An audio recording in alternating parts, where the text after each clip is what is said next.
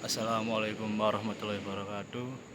Di sini saya Vicky Dwi Ardiansyah akan menjelaskan mengenai studi kelayakan bisnis atau SKB mengenai Tebrik dan BMC Tebrik.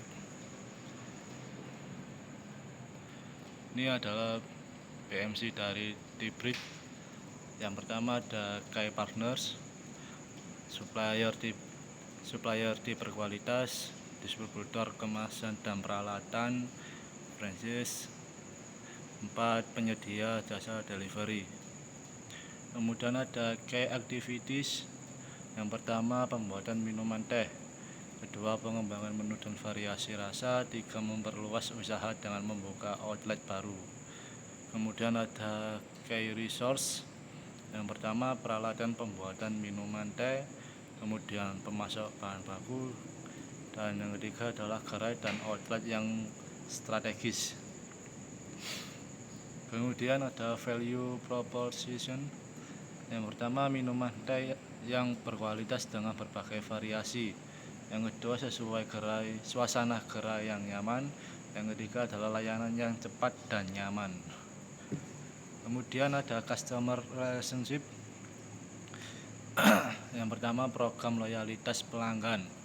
Yang kedua melayani customer dengan ramah. Kemudian customer segment. Yang pertama semua kalangan umur dapat menikmati produk Tebrik. Yang kedua semua kalangan masyarakat baik pelajar, pekerja, dan lain-lain. Kemudian untuk channels, yang pertama outlet Tebrik, yang kedua e-commerce. Kemudian ada cost structure. Yang pertama biaya bahan produksi, biaya bahan promosi dan pemasaran, dan terakhir gaji karyawan. Kemudian ada revenue stream. Yang pertama pendapatan dari penjualan dan franchise. Setelah itu analisis pasar. Segmentasi pasar. Yang pertama demografi. Pada umumnya produk ini dapat dinikmati berbagai kalangan baik jenis usia maupun pekerjaan, khususnya bagi para pelajar yang sangat menyukai produk ini. Kemudian ada psikografi.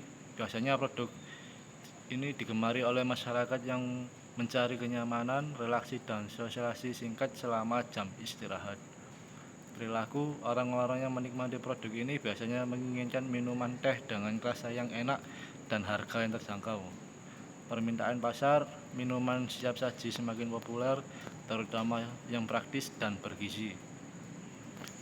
Kemudian saluran distribusi, e-commerce dan aplikasi pesanan antar makanan, kios-kios dekat kampus, kantor, dan tempat umum lainnya. Persaingan usaha. Pesaing utama pada umumnya pesaing Tebrik merupakan perusahaan yang bergerak di bidang yang sama, seperti kedai kopi, minuman boba chat time, franchise minuman tea seperti Tevoci dan Teh Botol Sosro, dan lain-lain. Keunggulan kompetitif, harga yang terjangkau, kualitas minuman teh terjamin, dan saluran distribusi yang luas. Kemudian analisis pemasaran, analisis SWOT. Yang pertama strength atau kekuatan, kualitas terjamin bagus, banyaknya varian rasa, dan harga yang terjangkau. Kemudian ada weakness, ketergantungan bahan baku, persaingan yang ketat, dan kurangnya inovasi produk. Kemudian yang ketiga adalah opportunities. Produk banyak diminati oleh masyarakat, lokasi strategis, mudah dalam melakukan variasi produk. Kemudian threats, banyaknya pesaing, kenaikan harga bahan baku yang semakin mahal, dan perubahan preferensi konsumen. Analisis teknis dan operasional. Proses produksi, sumber bahan baku, kualitas, dan ketersediaan daun teh, gula, air, dan bahan tambahan lainnya sangat penting.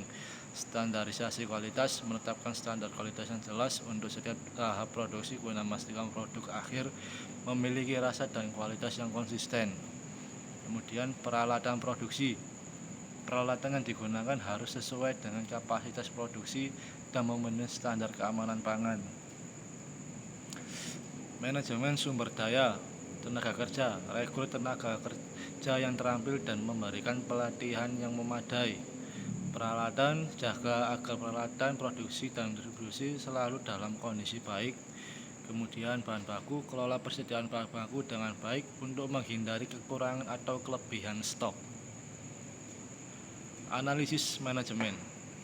Pertama, perencanaan produk, mengembangkan produk baru, melakukan inovasi rasa dan menyesuaikan produk dengan tren pasar.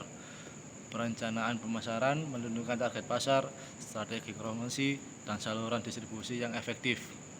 Kemudian pengorganisasian, struktur organisasi, membentuk struktur organisasi yang jelas dan efisien, menentukan tugas dan tanggung jawab setiap bagian. Kemudian pembagian tugas, membagi tugas dan wewenang kepada karyawan sesuai dengan keahlian dan kemampuan. Dan yang terakhir adalah koordinasi, menjaga koordinasi antar departemen untuk memastikan semua kegiatan berjalan lancar. Analisis hukum dan sosial. Hukum, perizinan usaha setiap bisnis termasuk Tibrik memerlukan izin usaha yang sesuai dengan peraturan yang berlaku. Ini meliputi izin produksi makanan dan minuman, izin tempat usaha, dan izin lainnya yang mungkin diperlukan. Perlindungan konsumen, bisnis Tibrik mematuhi peraturan perlindungan konsumen seperti memberikan informasi yang benar kepada konsumen dan bertanggung jawab atas kualitas produk yang dijual. Kemudian sosial, tren konsumen terhadap minuman sehat, organik, dan berbahan alami semakin meningkat. Bisnis Tibrik dapat memanfaatkan tren ini dengan menawarkan produk yang sesuai. Terima kasih. Berikut tadi adalah penjelasan mengenai SKB dan BMC UMKM Tibrik. Assalamualaikum warahmatullahi wabarakatuh.